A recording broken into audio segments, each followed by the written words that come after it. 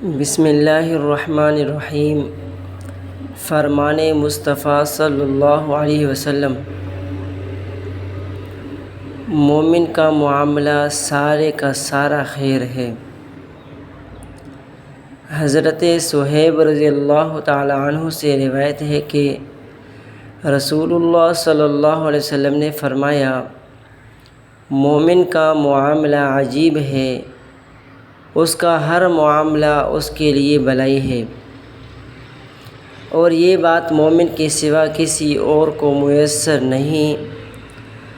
उसे खुशी और खुशहाली मिले तो शुक्र करता है और ये उसके लिए अच्छा होता है, और अगर उसे कोई नुकसान पहुँचे तो अल्लाह की रज़ा के लिए सब्र करता है, ये भी उसके लिए भलाई होता है।